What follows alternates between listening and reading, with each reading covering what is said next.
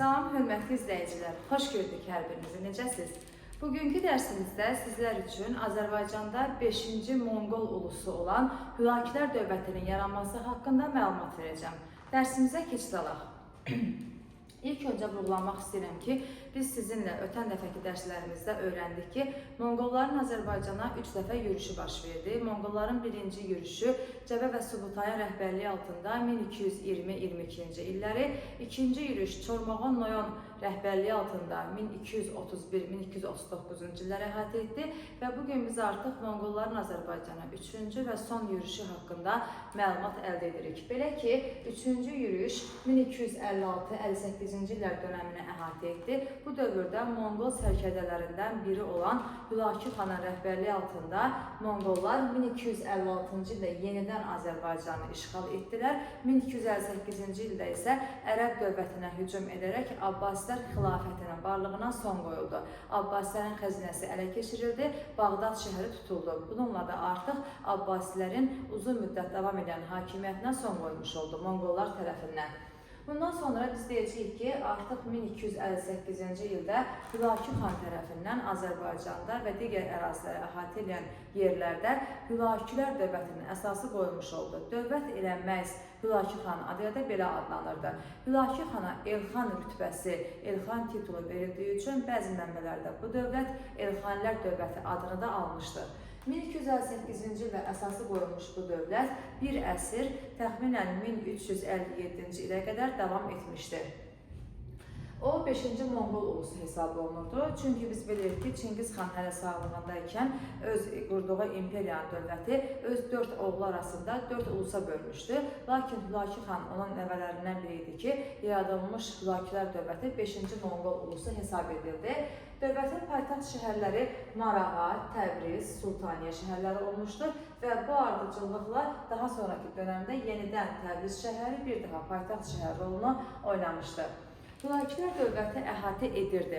Amudərya çayından Aralıq dənizinə qədər, Böyük Qafqaz dağlarından İran körfəzinə qədər ki, böyük bir ərazini öz tərkibində birləşdirirdi. Yəni, yalnız Azərbaycan yox, eyni zamanda digər ərazilərdə İran idi, İraq idi, bu ərazilərdə özündə birləşdirirdi. Amma əsas mərkəz Hülakülər dövlətində Azərbaycan ərazisi hesab edilirdi və bu dövrdə həm Şimali Azərbaycan, həm də Cənubi Azərbaycan onun tərkibində idi. Bu dövrün mənbələrinin verdiyi məlumata əsaslanırıq ki, Şimali və Cənubi Azərbaycan 13-cü əsr dövründə 250 min kvadrat kilometrlik böyük bir məsafəni əhatə edirmiş. Hülakülər burada Azərbaycanda özlərinə qışlaq yeri olaraq Muğan və Arran bölgələrini, yaylaq yeri olaraq isə Qarabağ bölgəsini özlərinə seçmişdilər. Daha sonra ilk öncə Hülakü xanın hakimiyyət dövrü haqqında məlumat vermək istəyirəm. 1258-ci ildən 1265-ci ilə qədər hakimiyyətdə oldu. Hülakü xan hakimiyyətə gəldiyi dövrdən etibarən əsasən Monqolların tərəfini saxladı, yəni köçəri zadəganların, köçəri Monqolların, köçəri buraya gəlmiş Monqol feodalların tərəfini saxladı. Əsasən hakimiyyətdə, vilayətlərin idarə olunmasında, idarələrdə və digər işlərdə onlara üstünlük verdi. Çünki əsas özünə arxa dayanacaq bildiyi Monqollar idi. Hülakü xanın dövründə o, eyni zamanda hətta Monqol nümayəndələrindən olan Şahzadə Yuşmuz adlı şəxsi Arrana hakim belə təyin etmişdi. O, ölkənin şimal sərhədlərində Monqol dəstələrini köçürüb yerləşdirmişdi. Həm özünə etnik dayaq yaratmaq, həm də ki, şimaldan baş verə biləcək yürüşlərin qarşısını almaq üçün. Şimaldan baş verə biləcək yürüş demişkən, burada təbii ki də yürüş edə biləcək yeganə qüvvə Şimali Qafqaz bölgəsində yerləşən Qızıl Ordu dövləti idi. Çünki Qızıl Ordu dövlətinin bir növ deyim ki, gözü Hülaküləri götürmürdü. Çünki əsas məsələ Azərbaycan uğrunda gedən mübarizə idi. Azərbaycan kimi təbii sərvətlərə malik olan bir ərazinin Hülakülərin əlində olması Qızıl Ordunun xoşuna gəlmirdi və Qızıl Ordu burada əsas mənbə olan Muğan bölgəsidir, Mil bölgəsidir, Şirvan bölgəsidir, eyni zamanda iri sənətkarlıq və ticarət mərkəzlərinin, mülkilərinin əlində olmasından heç də xoşlanmırdılar və buna görə də Qızıl Ordu xanları, Cuci nəslinin davamçıları Azərbaycanın güya onların payına düşdüklərini iddia edirdilər. Güya ki, Qızıl Ordunun torpaqlarını mülkilər işğal ediblər vəsiyyətə əsasən və buna əsas gətirərək Qızıl Ordulular tez-tez buraya hücum edirdilər. Əsas mübarizə meydanı Azərbaycan idi, çox təəssüflər olsun ki, çünki müharibə gedən zaman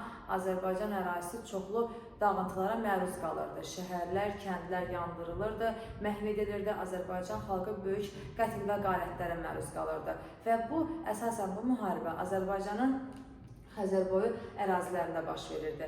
Təxminən fasilələrlə 100 ilə qədər Hülaki və Qızıl Ordu mübarizəsi davam eləmişdi. Hülaki xan dövründə başlanmış, daha sonraki dönəmlərdə davam etmişdi. Müəyyən zamanlarda Qızıl Ordu qovulub ölkədən çıxarsa da belə, müəyyən zamanlarda onların qalibiyyəti də olmuşdu.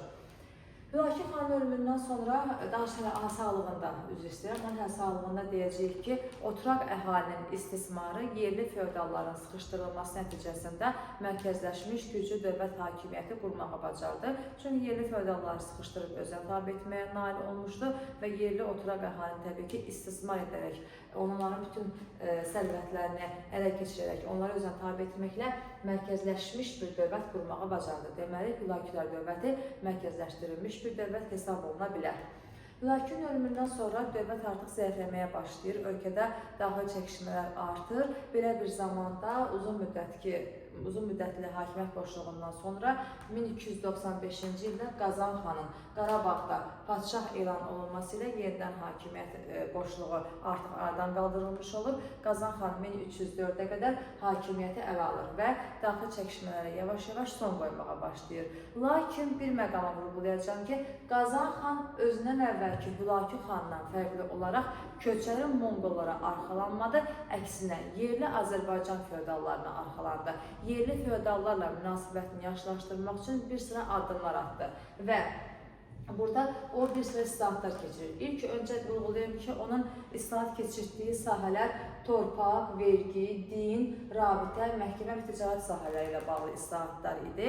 İlk öncə din haqqında danışmaq istəyirəm. Çünki Qazan xan yerli feodalların rəğbətini qazanmaq üçün, yerli əhalinin gözündə nüfuzunu qaldırmaq üçün ilk öncə bütpərəstlikdən imtina etdi, İslam dinini qəbul etdi, özünə Qazan adını yox, Mahmud adını götürdü dini cəhətdən və Azərbaycanda Xəzər dənizi sahilində Mahmudabad şəhərinin əsasını qoydu. Bu şəhəri saldırdı. Deməli, 13-14-cü əsrlər dövründə Azərbaycanda meydana gəlmiş iki şəhər var idisə, bunlardan biri Mahmudabad şəhəri, digəri isə Sultaniyə şəhəridir ki, Sultaniyə paytaxt rolunu oynamışdı.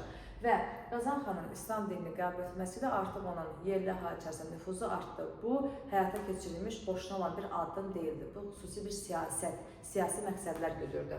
Daha sonra onun islahatlarından torpaq islahatı haqqında məlumat vermək istəyirəm ki, torpaq sahəsində islahat keçirdi. Belə ki, deməli, Monqol qoşununun nümayəndələrinə, Monqol ordusunun nümayəndələrinə iqta torpaqları payladı. Bu iqta torpaqları İncu, Divan, Bayrat torpaqları hesabına verilirdi. İncu hökmdar ailəsinə məxsus torpaqlar idi, Divan dövlətə məxsus torpaqlar idi, Bayrat isə boş qalmış, istifadəsiz, yararsız torpaqlar idi ki, bu torpaqlardan o iqta torpaqları payladı Monqol qoşununun sərkərdələrinə və bu torpaqlarda yaşayan kəndlilər də, suvarma şəbəkələri də iqtidarın ixtiyarına keçirdi. Yəni, iqtidar bundan istifadə edə bilərdi. Hətta Qazan xan 1303-cü ildə belə bir fərman verdi ki, bu torpaqlarda yaşayan kəndlilərin bir yerdən başqa yerə köçməsi qadağan olundu. Bu təhkim edilməkdir, amma uzun müddət davam etmədi. Bir müddət sonra ləğv olundu. Və iqtidar əgər ölərdisə, yəni həmin hərbiçi ölərdisə, əgər onun bu işi davam elətdirən davamçısı var idisə, bu torpaq o davamçıya verilirdi. Yox, əgər yox idisə, bu başqa bir hərbiçiyə verilirdi bu torpaqlar. Yəni, iqtidarın bu torpağı alması, satması, icarəyə verməsi, kiməsə bağışlanması qadağan idi. Daha sonra islahatlardan növbəti islahat vergi sahəsində keçirilmiş islahat idi ki, bu islahat kəskin mübarizə şəraitində həyata keçirildi. Vergilərin deməli, vergi sahəsində özbaşınalığa son qoymaq, düzgün qayda-qanun yaratmaq məqsədi ilə keçirilmişdi.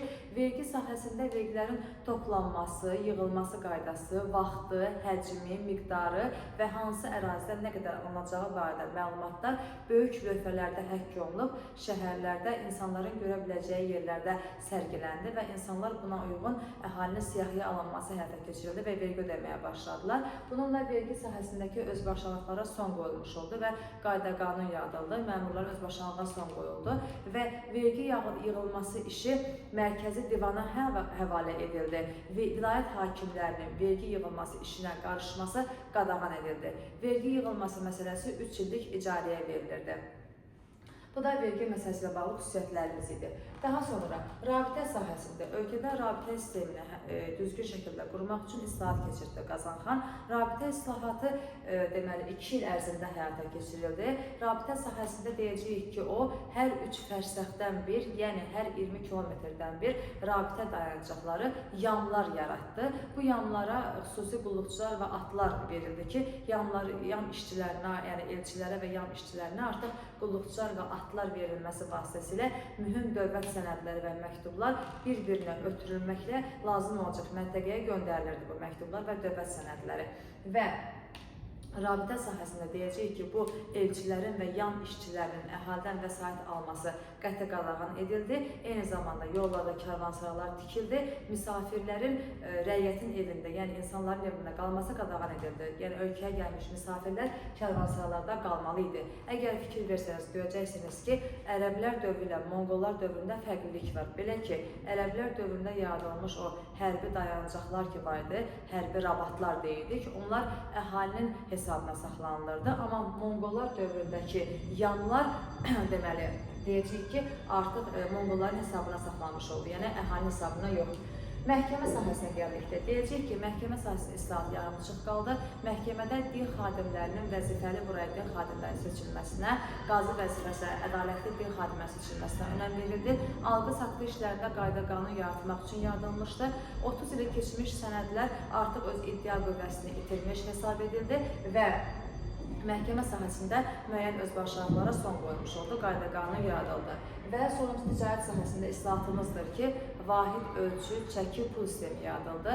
Ticarət yollarını və karvanların təhlükəsizliyi təmin edildi. Bu da artıq ticarət cəhətdən, iqtisadiyyat cəhətdən ölkənin inkişafına səbəb oldu.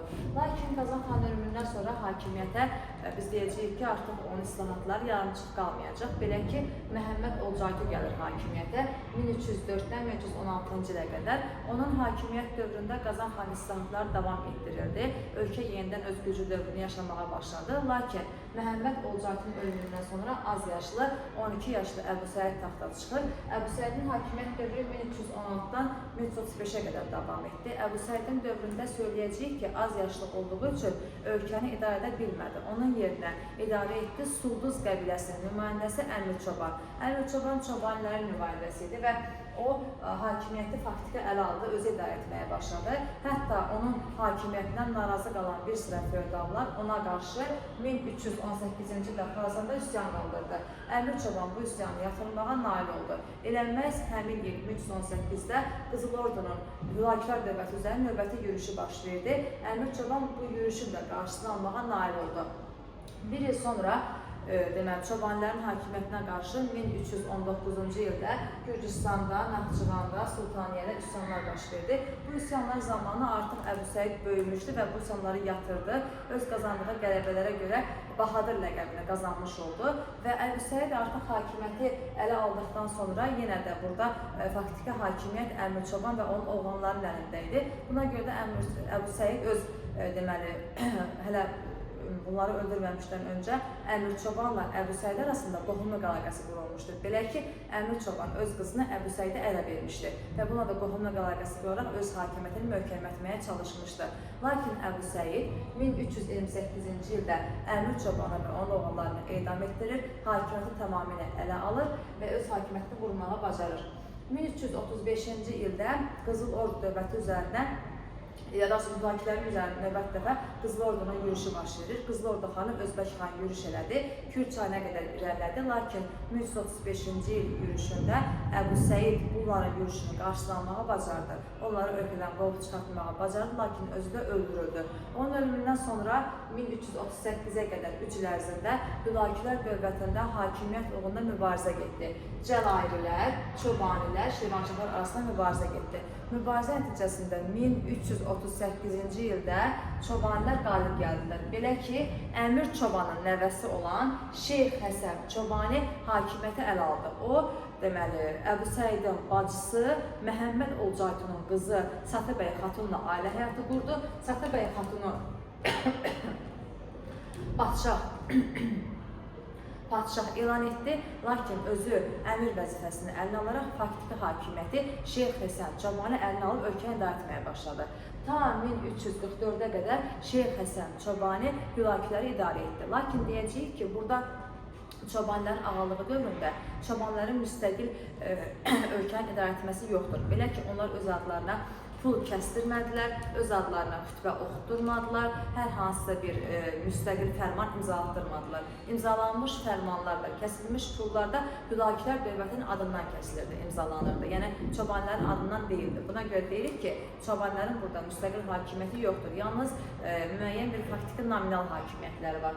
1344-də Şeyx Həsən Çobani ölür, yəni Satıbəy xatunun həyat yoldaşı ölür, yerinə onun qaynı, deməli, Məlik Əşrəf yerinə gəlir. Məlik Əşrəfə qarşı 1344-cü il Təbrizdə üsyan baş verir. Onun zülmündən, topladığı ağır vergilərdən boğaza yığılanlar üsyan qaldırırlar və Məlik Əşrəfin bu üsyanı Təbrizdə üsyan baş verir. Buna görə də o üsyanı yatırır. Lakin burada əhalinin belə bir böyük narazılığı olduğu dövr ərzində əhali artıq boğaza yığılır və kömək üçün Qızıl Ordunu köməyə çağırır. 1357-ci ildə Qızıl Ordu hökmdarı Canı bəy yürüş edir Azərbaycana, Hülakülər üzərinə, Məlik Əşrəfi edam etdirir, Hülakülərin varlığına son qoyur və burada artıq Azərbaycanı keçirir Qızıl Ordunun tərkibinə. Və beləliklə 1357-ci ildə Hülakülər dövləti süqut etmiş olur. 2 ay burada Canı bəy, deməli, daha sonra burada buranı işğal etdikdən sonra Canı bəy oğlu Bərdi bəyi burada qoyub çıxıb gedir, lakin daha sonra 2 ay burada Qızıl Ordunun hakimiyyətinin davam etməsinə baxmayaraq Bərdi bəy eşidir ki, atası Canı bəy rəhmətə gedibdir, o da Azərbaycanı tərk edərək çıxıb gedir. Sonraki dərslərimizdə artıq biz sizinlə Azərbaycana Cəlairilərin, daha sonra Qızıl Orduların növbəti yürüşü, daha sonra Əmir Teymurun gəlməsi haqqında məlumat alacağıq. Bugünkü dərsimiz haqqında bu qədər. Oldu, sağ olun.